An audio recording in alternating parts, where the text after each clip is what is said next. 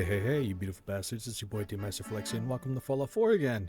I actually really like this game a lot, so I'm going to keep doing this for a little bit. But today we're going to do Fallout 4 with only the Commie Whacker. Or, well, can I beat Fallout 4 with only the Commie Whacker? Secret is, I can. The thing is, it takes a bit and it requires at least 1 to 2 glitches to do if I at least want to get the weapon.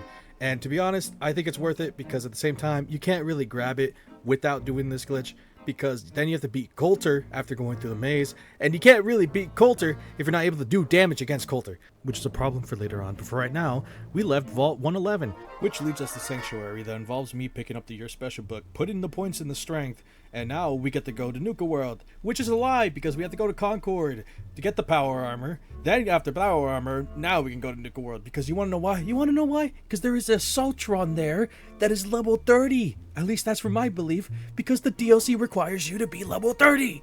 And in the end, I didn't need that because I snuck past them. The Saltron didn't follow me in. None of them followed me in. What the hell, man? You know what? It doesn't matter. I don't care. It doesn't bother me at all. I swear it doesn't bother me. We're talking to Harvey now. He tells us about his dead family or something like that. We get to go activate the terminal, which activates the train, which means that we can now go to Nuka-World. And I got to show you the second reason why I picked up power armor. The power armor glitch is a glitch where you run into the wall with the power armor, get out, quickly look to the left, get back in the power armor, and then it'll glitch you through the little space that you go through. You can do it through grates, you can do it walls. I'm pretty sure you can do it through, specifically walls like this that you can go through. Not the full-on walls, but oh hey, we went through the wall. And I know this is the glitch, and I know it kind of invalidates stuff, but at the same time, this is my playthrough, okay? If you want to do a playthrough where you don't do it, it's fine. But this is my playthrough. I'm here to have fun. I want to enjoy myself, and I want to go pick up the Commie Whacker, because the Commie Whacker is one of the worst weapons in the game, and I want to see if I can do Nuka-World with it. Obviously, I have no clue if the Commie Whackers spawn. I know 2 of them spawn in, but other than that, I don't know where else to get them, so I gotta be careful not to scrap these. Here's a fun fact. If you do the little skip that I just did, you can actually skip 90% of the gauntlet by just, unlocking this door in the back of the Nuka-Cade, which promptly allows us to fight Coulter. And it's gonna suck because we have the Commie Whacker. We're level 3 at this point because we did the intro quest to the DLC, and what I'm relying on is drugs. Chems, I am gonna overdose mid-boss fight just so I can beat this guy. It's, ugh. Luckily Gage has my back by telling me to pick up a super soaker. That squirt gun? Yeah, I know. And in the left corner, we have Willy Whacker. And in the right corner, we have overboss Coulter. Who wins? We'll find out right now. I won. Come on, obviously I win this. It took me 2 tries though, because the first time I ended up dying for some BS that I'm gonna call skill issue. But at the second time, I overdose as many chems as I possibly can, squirt on him. I can't finish that sentence. Squirt on him, and then beat the crap out of him with a foam toy, and then win. Alright? I deserve this armor. And then I gotta quickly shove my balls in his mouth. But quickly going back on track, we gotta talk to Porter Gage about, getting all of the Nuka-World and stuff in order. Meet the 4 chuckle fucks that he has me in charge of. We're mad because Coulter did not give them what they wanted. Coulter promised them 5 different zones, each of them having their own zone, but they didn't do it. They didn't do it because they're stupid. Like me. But unlike them, I know how to get things done. Dry Ridge Gulch. Dry Ridge Gulch? I don't know how to say it. We gotta take out bloodworms over here. Bloodworms are an enemy added in the specific area that I have a problem with because I think they're gross. These are one of the few enemies in the game that I actually think are pretty gross, purely because of bloodworms. I don't like bloodworms. They look gross in real life and they look gross here. I was gonna put an image on screen, but that shit made me gag, so you can Google it yourself, nerds.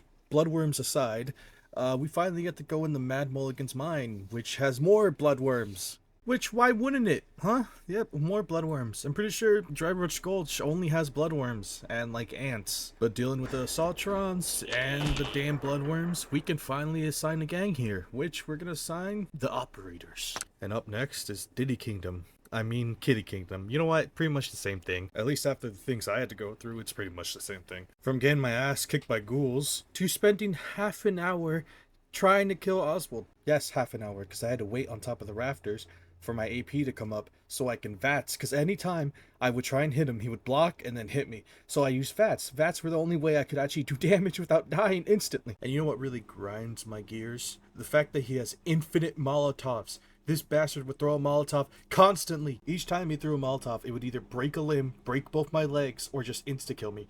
He has infinite Molotovs. Who thought it was a good idea to give this man infinite Molotovs?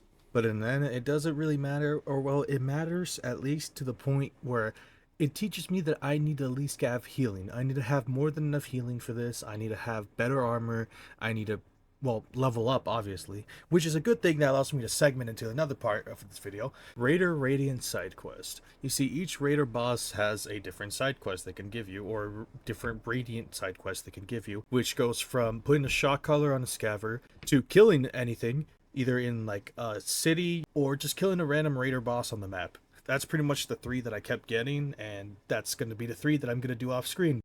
But I digress. Kitty Kingdom consists of 3 locations you have to go into. One is an underground area that has a radiation pool keeping you away from Oswald, who miraculously teleports away. And we already did the theater, so I'd rather not show more of that.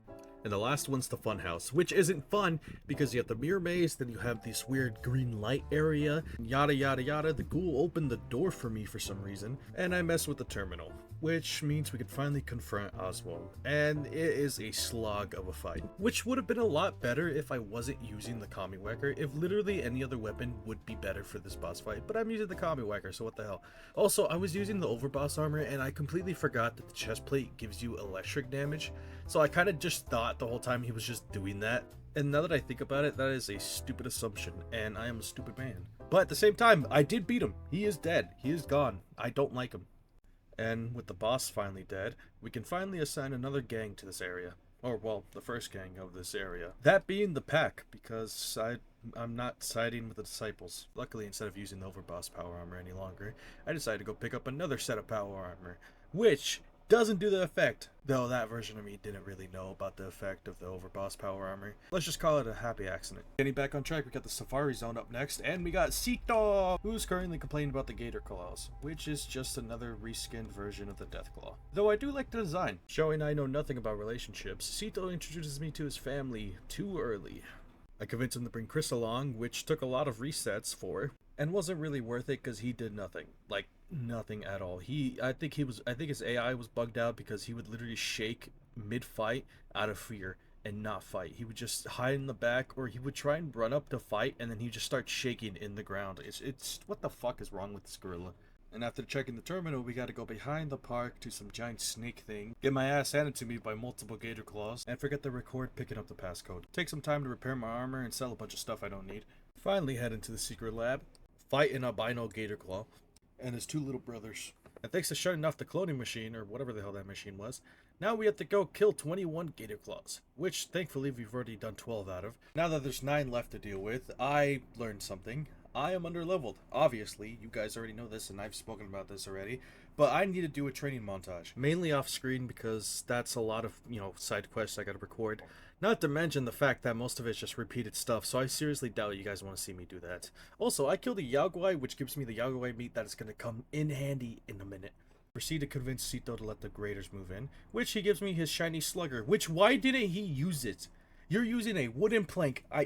Annoys the hell out of me. Sito, I love you, buddy, but you're an idiot. I quickly assigned the operators to this section. Thanks to my time in Diamond City due to all the side quests I have to do for these damn raiders, I'm able to start the Diamond City Blues quest, which ends with me killing them all, obviously. Adding on to that, I get a bunch of chems that I can use later on.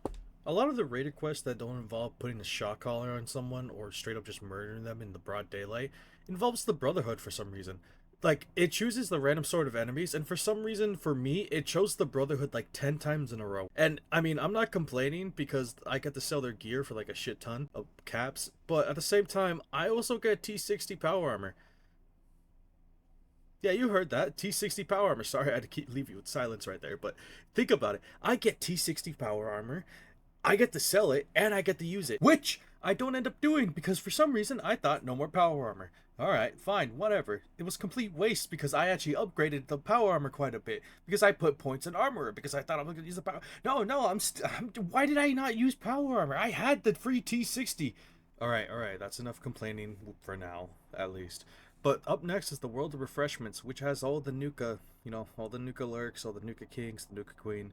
And melee weapons are not good against regular Mirelurks, so the Commie Whacker isn't going to be good against these Mirelurks. Because not only are they Mirelurks, but they're Nuka-Lurks, so they're stronger and deadlier. But I'm a smart man. Do smart things. And one of the smart things I've ever done is using the Yaogwai roast. which originally is supposed to give a 10% boost in melee damage, but according to the wiki, does it a 1000% boost in melee damage, equivalent to 100 plus strength, which the Fallout Wiki fandom, hopefully that's not a lie because then I sound like an idiot. Thanks to the Yagwai roast, I was able to one-shot the Saltrons on the back, which made it a lot easier than it could have been.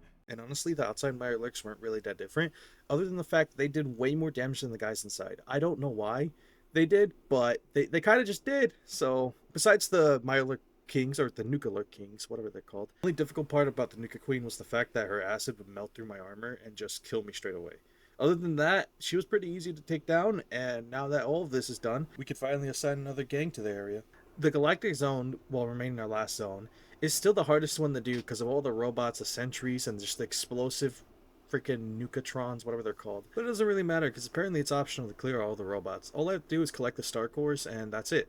So let's get this done. Let's get this done. Going through some of the areas is complete mayhem at some points because of the overwhelming amount of robots that I have to deal with, based with the fact that I can't see where some of the star cores are because I am a blind bastard.